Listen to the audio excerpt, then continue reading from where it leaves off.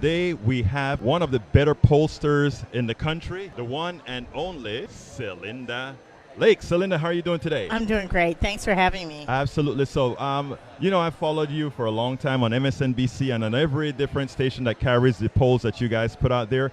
And one of the good things is that we've had several difficult poll times in the last few years. So, I think it is okay that we all give pollsters passes for the past because there's a different makeup that's been happening. So first of all, tell me what happened in, I have a theory, but I want to know what happened as far as you're concerned in 2016. So in 2016, the two things that happened were turnout was different than what we expected. And that's the thing we got to be really terrified about in 2018. Uh-huh. We had less turnout on our side. We took them for granted. Right. And we had more turnout on the Trump side. And don't underestimate Trump's ability to mobilize his own voters. Even in 2018? Even in 2018. Okay. And the second thing we had was a lot of late changes at the end in a very close election. And, of course, Hillary Clinton actually won the popular vote. Right. But the Electoral College went to Trump. But I actually think that Clinton's margin of victory was actually within the margin of error of the polls, right? It absolutely So when we was. speak about the polls being wrong, the polls weren't necessarily wrong. Trump just beat the spread by hitting the other side of the poll. That's right. And also where he got the vote. And where he got the vote, exactly. Now, that can happen again, right? It certainly can happen again. And it could happen in 2018. It could definitely happen in 2018. And everyone talks about the blue wave. And I heard you refer to the blue trickle. I don't think it's a trickle, but it's not a wave yet. We got to push this wave. I've written several articles at Daily Kos on the front page where I've gotten hit very hard for saying that this blue wave could turn into even worse than a blue trickle because I could foresee Trump doing something. There's just something about Trump that is able to galvanize a sect of people that are more fervent than our side is. And I'm still fearful of that. I get hit pretty hard for doing that. So I want to ask you as a pollster, is that really a possibility? It is a possibility, and you're right, and I'm glad you're a clarion call out there, because if we don't understand that that's a possibility, then we could get beat. He mobilizes his voters. He understands his brand. He brought out a lot of people who were first-time voters, white downscale voters, and he can do it again. And he does all this dog whistle politics that is very, very influential to them.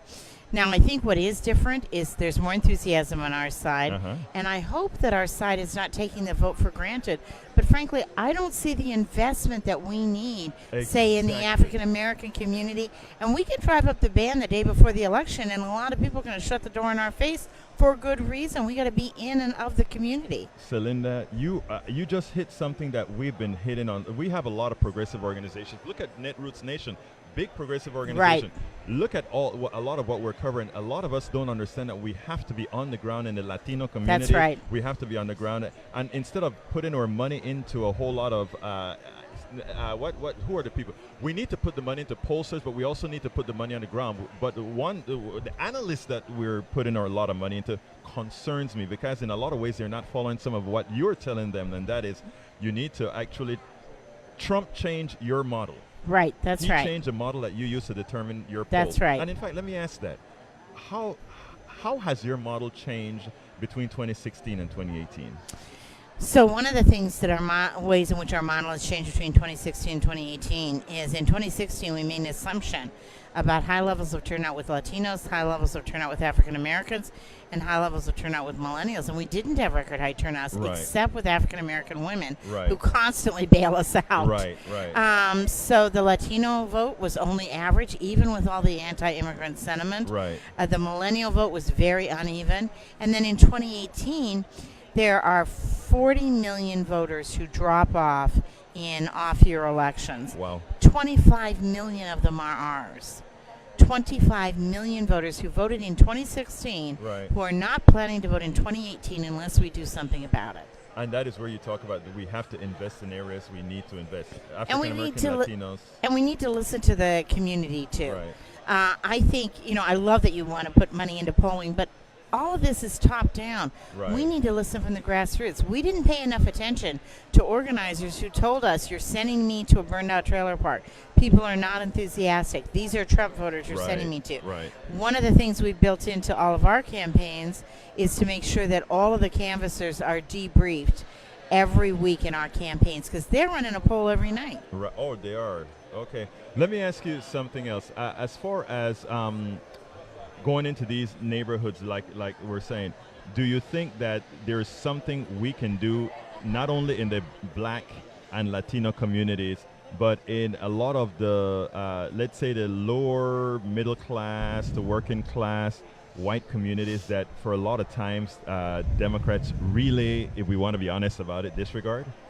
Yeah, and if I can add two other categories to your categories, I think we need to pay a lot more attention to the Asian American Pacific Islander vote. That's growing. Which is growing, which has record high turnout this year, and which is very democratic, and we need to pay attention to the Native American community. Absolutely. Let me, so then, do you find that you have a group or group of pollsters like yourself pushing that, and are you being listened to? I think, honestly, there are very few pollsters who push it as much as we should. And I think because these are expensive audiences to poll, and so then we ignore them. We also talk a lot in our business about oversampling. Right. I think actually this is appropriate sampling. Right. If you can't look at all of these groups, then you don't have a representative sample of the United States. So I think it's really the funders that we need to call on. There are some funders that are doing very good work, but there's not enough money going into the grassroots organizing in these communities. There just isn't. Celinda Lake, you're absolutely right about where we're putting our money. You're absolutely right about what I think is not being done in our communities. I hope they listen to you. For those that are here listening to Celinda, make sure and tell your representatives the same thing. Tell your activists the same thing. Celinda Lake, it's been a pleasure speaking to you. Oh, it's been so nice talking to you. Thank you. Have a wonderful day.